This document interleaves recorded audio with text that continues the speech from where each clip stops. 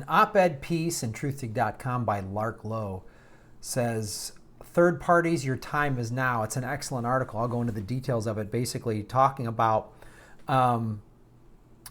it's time to start a real third party and not work with the Democratic Party. She makes a great point. She said, the Democratic Party is not broken. It's doing what it is supposed to do, which is such an excellent point. She goes into the fact, and I've mentioned this before too, the Democratic Party in the 40s said what it wanted to do. And this is the 1940 Democratic Convention. This is when, I've talked about this before, FDR wrote a letter to the Democratic Party saying, don't move to the center, don't move to the right, stay out here on the left. And they passed up Henry Wallace, who was a real anti-war progressive, for Harry Truman, who was a pro-war hawk for the Democratic Party. They did that in the 40s. This is what the Democratic Party does. You know, and she makes such great points here. She talks about the Green Party. Look, I voted Green numerous times. I'm not a member of the Green Party, but sometimes the Green Party works too much with the Democratic Party. The only thing the Democratic Party, as she says, this is her quote, wants from the Green Party is their mailing list, which is a great line.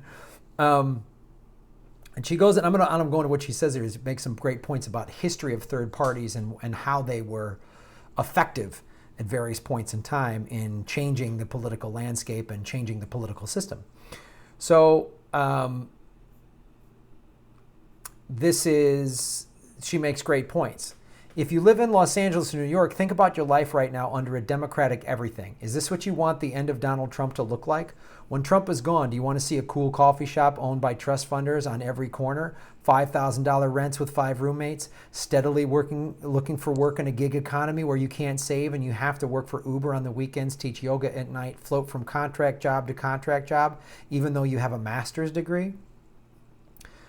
Which is what we talk about. Oh, everyone's working. The unemployment is down. Yeah, because everyone has these part-time, that's what they call the gig economy. No one has a steady job with good health benefits and good health insurance. Everyone's working, but they're working just to survive. As I've said numerous times, 63% of this country doesn't have $1,000 in savings. That's pretty scary. How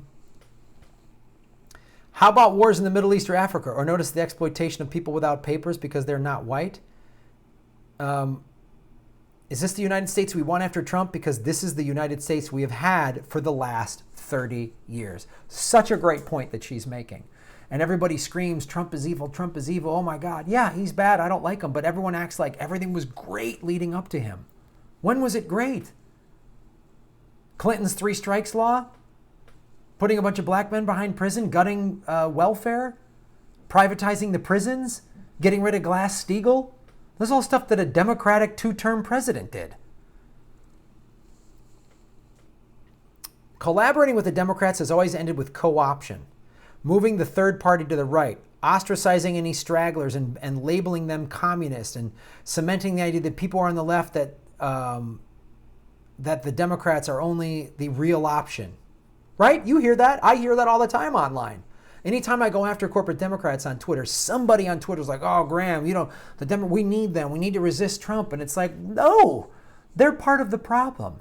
And during their whole Reform Unity conference, what did they do? Did they get rid of the superdelegates? No, they just dropped their number down a little bit. Oh, God. Oh, I'm not going to steal all of your paycheck, just a little. Now, that'll help. Collaboration was tried in the 40s with the Progressive Party. The Progressives wanted single-payer universal health insurance in the 40s. An end to the Cold War, nationalizing of energy, workers' rights, women's rights, and desegregation in the 40s. But their ideas were pushed out of the Democratic Party, and the people who would not let them go were labeled communists. Collaboration was tried again in the 60s with the Youth International Party, Yippies, Students for a Democratic Society, and Martin Luther King Jr.'s Poor People's Campaign. The Yippies and SDS were radical, but in the end, they thought they could be part of the Democratic Party, see Jerry Rubin and Tom Hayden, and not become part of the problem. They learned otherwise and were assimilated. Martin Luther King Jr. was assassinated. Both the organizations and the people associated with these groups were labeled communists.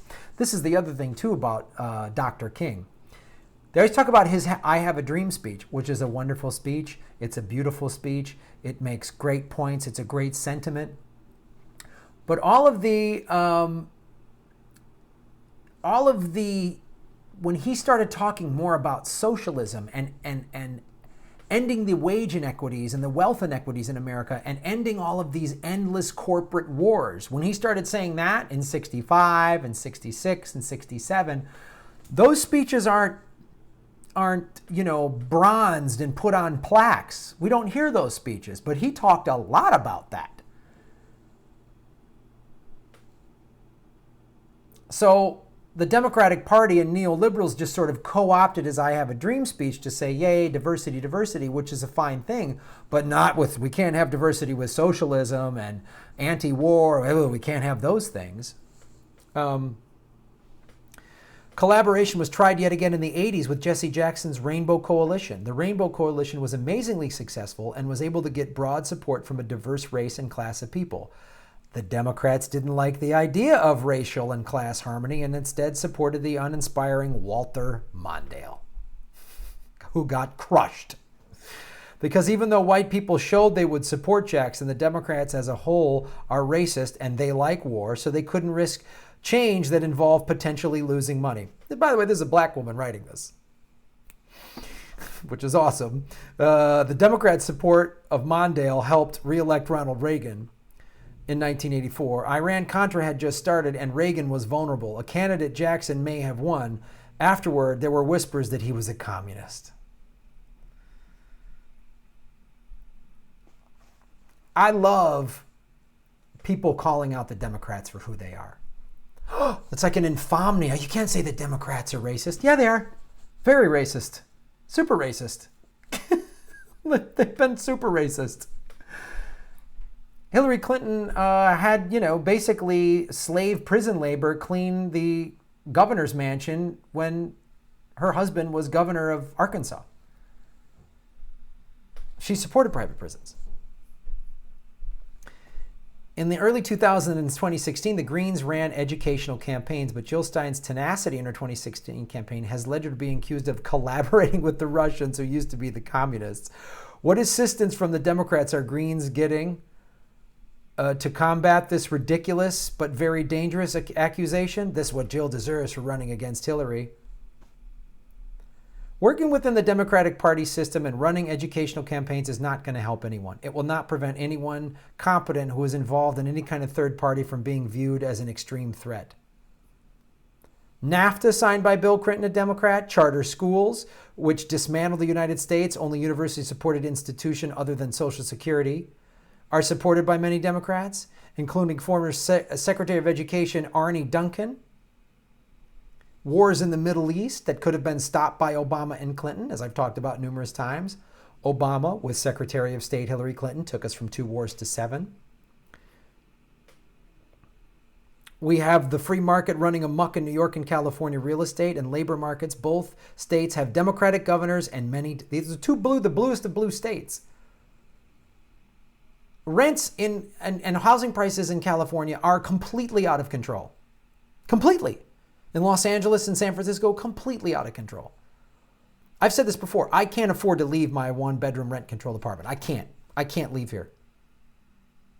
I'd have to live 30 miles inland, 40 miles inland. I couldn't do it.